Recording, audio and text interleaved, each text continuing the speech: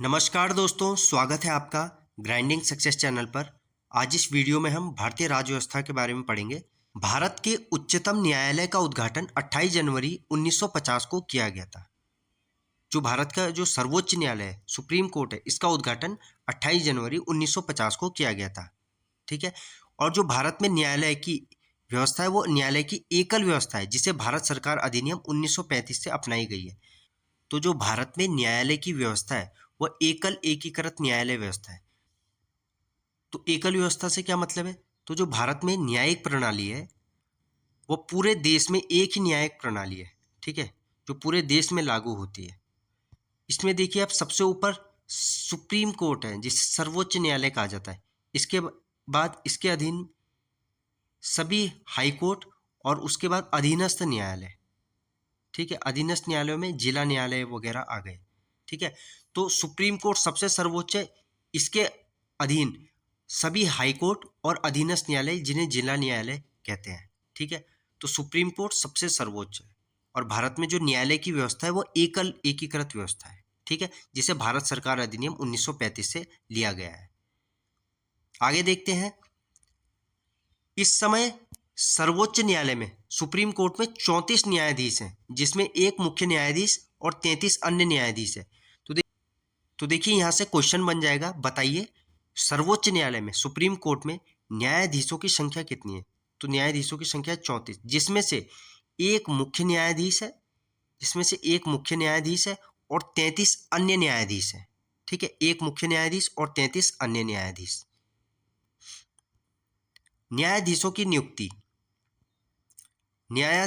नियुक्ति। सर्वोच्च न्यायालय के न्यायाधीशों की नियुक्ति राष्ट्रपति करता है। जो सर्वोच्च न्यायालय, जो सुप्रीम कोर्ट के जो न्यायाधीश है, इनकी नियुक्ति राष्ट्रपति करता है। और मुख्य न्यायाधीश की नियुक्ति राष्ट्रपति अन्य न्यायाधीशों एवं उच्च न्यायालयों के न्यायाधीशों की सलाह के बाद करता है। और जो मुख्य न्यायाधीश है, जिसे चीफ जस्टिस ऑफ इंडिया कहते हैं, इसकी नियुक्ति राष्ट्रपति महोदय अन्य जो न्यायाधीश है और उच्च न्यायालय के जो न्यायाधीश है, इसकी सलाह के बाद करता है। ठीक है। 99वां संविधान संशोधन अधिनियम 2014।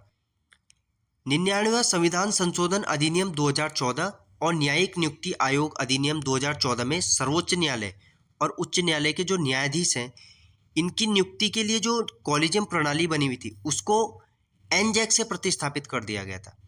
एनजैक बोले तो नेशनल जुडिशियल अपॉइंटमेंट कमीशन। ठीक है, इससे जो है इन्होंने कॉलेजियम प्रणाली को इससे प्रतिस्थापित कर दिया था, एनजैक से। 99वां संविधान संशोधन अधिनियम 2014 में। परंतु हुआ क्या फिर? सर्वोच्च न्यायालय ने 2015 में ही जो ये 99वां संविधान संशोधन अधिनियम था और जो एनजैक ये व्यवस्था थी इनकी, जो इसे नेशनल जुडिशियल अपॉइंटमेंट कमीशन बोला गया था, ये दोनों अधिनियम दोनों को असंवैधानिक घोषित कर दिया था और फिर से पुरानी कॉलेजियम प्रणाली शुरू हो गई थी। अब देख लेते हैं ये कॉलेजियम प्रणाली क्या थी। तो देखिए, कॉलेजियम प्रणाली, कॉलेजियम व्यवस्था, कॉलेजियम प्रणाली। अब देखिए, कॉलेजियम व्यवस्था या कॉलेजियम प्रणाली है क्या? तो देखिए, कॉलेजियम व्यवस्था भारत में सर्वोच्च न्यायालय और जो उच्च न्यायालय है उनके न्यायाधीशों की नियुक्ति और जो उच्च न्यायालय है उनके न्यायाधीशों के स्थानांतरण से संबंधित एक प्रणाली है। ठीक है। अब इस कॉलेजियम व्यवस्था, इस कॉलेजियम प्रणाली में कौन कौन शामिल है? इस कॉलेजियम प्रणाली में सुप्रीम कोर्ट के जो मुख्य न्यायाधीश है वो और अन्य 4 वरिष्ठतम न्यायाधीश शामिल होते हैं। देखिए, इसमें जो एक तो हो गए मुख्य न्यायाधीश और इसमें 4 हो गए अन्य वरिष्ठतम जजेस। तो इनके परामर्श के बाद ही किसी को न्यायाधीश नियुक्त किया जाता है। ठीक है, इस चीज को आपने ध्यान रखना है। तो यह जो है, यही कॉलेजियम प्रणाली है, यही कॉलेजियम व्यवस्था है। ठीक है। अब देख लेते हैं न्यायाधीशों की अर्हताएं। अर्हताएं का मतलब क्वालिफिकेशन या एलिजिबिलिटी। ठीक है। तो सर्वोच्च न्यायालय का न्यायाधीश बनने के लिए किसी व्यक्ति में निम्नलिखित अर्हताएं होनी चाहिए। क्या क्वालिफिकेशन, क्या एलिजिबिलिटी होनी चाहिए किसी भी व्यक्ति को न्यायाधीश बनने के लिए सर्वोच्च न्यायालय का? तो वह भारत का नागरिक होना चाहिए। ठीक है। उसके बाद किसी उच्च न्यायालय का कम से कम 5 साल के लिए न्यायाधीश होना चाहिए, या उच्च न्यायालय या विभिन्न न्यायालयों को मिलाकर 10 वर्ष तक वकील होना चाहिए। तो किसी उच्च न्यायालय का कम से कम 5 साल के लिए न्यायाधीश होना चाहिए। तो किसी भी हाई कोर्ट में वो 5 साल के लिए जज रहा हो, ठीक है, चाहे वो फिर अलग अलग हाई कोर्ट्स में गया हो, तो बस 5 साल उन्होंने जज के तौर पे काम किया हो, या फिर हाई कोर्ट या जो विभिन्न न्यायालयों को मिलाकर उन्होंने 10 वर्ष तक वकील होना चाहिए, वकील यानी अधिवक्ता होना चाहिए, ठीक है। और या तो फिर राष्ट्रपति की राय में एक प्रतिष्ठित विधि का ज्ञाता होना चाहिए, ठीक है। अब देख लेते हैं न्यायाधीशों का कार्यकाल। भारतीय संविधान में सर्वोच्च न्यायालय के न्यायाधीशों का कार्यकाल तय नहीं किया गया, लेकिन इस संबंध में 3 निम्न उपबंध बनाए गए हैं। जो सर्वोच्च न्यायालय का न्यायाधीश है वो 65 वर्ष की आयु तक न्यायाधीश के पद पर बना रह सकता है, ठीक है। दूसरा, वह राष्ट्रपति को लिखित त्यागपत्र दे सकता है। और तीसरा, संसद की सिफारिश पर राष्ट्रपति उसे पद से हटा सकता है, ठीक है। तो न्यायाधीश के कार्यकाल के संबंध में ये 3 उपबंध दिए गए हैं।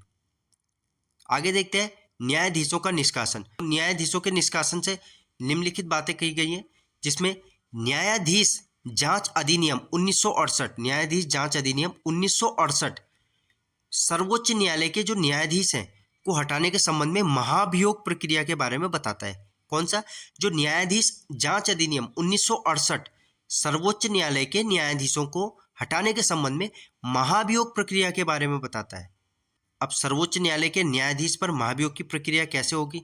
तो देखिए, निष्कासन प्रस्ताव में लोकसभा के मामले में यदि निष्कासन प्रस्ताव लोकसभा में लाया गया तो 100 सदस्यों, लोकसभा में 100 सदस्यों, और यदि राज्यसभा में के मामले में राज्यसभा में लाया गया तो 50 सदस्यों द्वारा हस्ताक्षर करने के बाद अध्यक्ष या सभापति को दिया जाता है। तो इसका कहने का मतलब है यदि लोकसभा में इस प्रस्ताव को लाया गया तो लोकसभा के 100 सदस्यों को, यदि राज्यसभा में शुरुआत की गई है तो वहाँ के 50 सदस्यों के हस्ताक्षर करने के बाद इस प्रस्ताव को जो है लोकसभा में यदि है तो वहाँ के लोकसभा अध्यक्ष को सौंप दिया जाएगा, और यदि राज्यसभा में उठाए तो राज्यसभा के सभापति को ये प्रस्ताव सौंप दिया जाता है, ठीक है।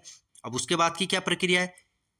अध्यक्ष या सभापति, जहाँ पे भी ये चाहे लोकसभा में या राज्यसभा में इस प्रस्ताव को रखा गया था, यदि अध्यक्ष या सभापति इस प्रस्ताव को स्वीकार या अस्वीकार भी कर सकते हैं, ठीक है।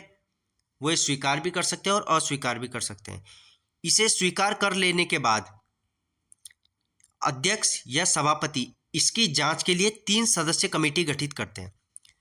यदि लोकसभा अध्यक्ष ने इसे स्वीकार कर लिया या फिर राज्यसभा सभापति ने इसे स्वीकार कर लिया तो उसके बाद जो है इसकी जांच के लिए 3 सदस्य कमेटी गठित करते हैं पहले, ठीक है। तो समिति में कौन कौन शामिल होते हैं? देखिए समिति में कौन कौन शामिल होंगे? मुख्य न्यायाधीश या उच्चतम न्यायालय यानी सर्वोच्च न्यायालय का कोई न्यायाधीश, किसी उच्च न्यायालय का मुख्य न्यायाधीश यानी किसी हाई कोर्ट का चीफ जस्टिस, ठीक है, और कोई प्रतिष्ठित न्यायवादी, ठीक है। उसके बाद की प्रक्रिया क्या है? यदि समिति न्यायाधीश को दोषी या असक्षम, दोस्तों यहाँ पे करेक्शन कर लीजिए, ये असक्षम है, असक्षम पाती है तो सदन इस प्रस्ताव पर विचार करती है। यदि जो ये समिति गठित हुई थी 3 सदस्यों की, यदि ये न्यायाधीश को दोषी या असक्षम पा लेते हैं तो सदन इस प्रस्ताव पर विचार करता है, ठीक है। उसके बाद विशेष बहुमत से दोनों सदनों में प्रस्ताव पारित करने के बाद, तो उसके बाद जब दोनों सदनों से यह प्रस्ताव पारित हो जाता है तो इसके बाद इस प्रस्ताव को राष्ट्रपति के पास भेज देते हैं। आखिर में राष्ट्रपति न्यायाधीश को हटाने का आदेश जारी कर देते हैं, ठीक है। तो यह प्रक्रिया है न्यायाधीश पर अभियोग की। तो इस संदर्भ में न्यायाधीश जांच अधिनियम 1968 में बात की गई है, ठीक है। इस चीज़ को आपने ध्यान रखना है। आगे देखते हैं महत्वपूर्ण अनुच्छेद। अब देख लेते हैं सुप्रीम कोर्ट व उससे संबंधित महत्वपूर्ण अनुच्छेद। अनुच्छेद 124, यह अनुच्छेद उच्चतम न्यायालय यानी सुप्रीम कोर्ट की स्थापना और गठन के बारे में बात करता है। तो अनुच्छेद 124 सुप्रीम कोर्ट के गठन व स्थापना के बारे में बताता है। उसके बाद अनुच्छेद 124A राष्ट्रीय न्यायिक नियुक्ति आयोग यानी एनजैक, नेशनल जुडिशियल अपॉइंटमेंट कमीशन, ठीक है। अब तो खैर इसे हटा दिया गया था 2015 में 99वें संविधान संशोधन 2015 द्वारा सर्वोच्च न्यायालय ने इसे असंवैधानिक करार कर दिया था, तो ये हट गया है, ठीक है। अनुच्छेद 124 सी। तो देखिए अनुच्छेद 124 सी में क्या गया, संसद की कानून बनाने की शक्ति के बारे में अनुच्छेद 124 सी में बताया गया है। ठीक है, अनुच्छेद 124 सी में संसद की जो कानून बनाने की शक्ति है इस बारे में बात की गई है। अनुच्छेद 125, यह अनुच्छेद जो न्यायाधीश हैं, जो सुप्रीम कोर्ट के न्यायाधीश हैं, इनके वेतन के बारे में बात करता है। ठीक है, जो सुप्रीम कोर्ट के न्यायाधीश हैं इनके वेतन के बारे में बात करता है 125। अनुच्छेद 128 क्या है, यह अनुच्छेद सर्वोच्च न्यायालय की बैठकों में सेवानिवृत्त न्यायाधीशों की उपस्थिति के बारे में बात करता है। तो अनुच्छेद 128 में क्या बताया गया है, जो सर्वोच्च न्यायालय यानी जो सुप्रीम कोर्ट है उसकी बैठकों में सेवानिवृत्त जो रिटायर्ड न्यायाधीश है इनकी उपस्थिति के बारे में बात करता है। ठीक है, आगे देखते हैं अनुच्छेद 141। अनुच्छेद 141 में क्या बताया गया है, उच्चतम न्यायालय द्वारा घोषित जो सुप्रीम कोर्ट है इस द्वारा जो घोषित कानून है उसका सभी न्यायालयों पर लागू होना। ठीक है, तो सुप्रीम कोर्ट द्वारा जो भी कानून घोषित किया गया है वह जो है सभी न्यायालयों पर लागू होगा। ठीक है, अनुच्छेद 141 इस बारे में बात करता है। ठीक है, अनुच्छेद 143। अनुच्छेद 143 क्या कहता है, यह अनुच्छेद राष्ट्रपति की उच्चतम न्यायालय से सलाह लेने की शक्ति के बारे में बात करता है। तो अनुच्छेद 143 जो है यह अनुच्छेद राष्ट्रपति की जो उच्चतम न्यायालय जो सुप्रीम कोर्ट से सलाह लेने की शक्ति है उस बारे में बात करता है अनुच्छेद 143। ठीक है, तो दोस्तों आज के लिए इतना ही, मिलते हैं नेक्स्ट वीडियो में। धन्यवाद।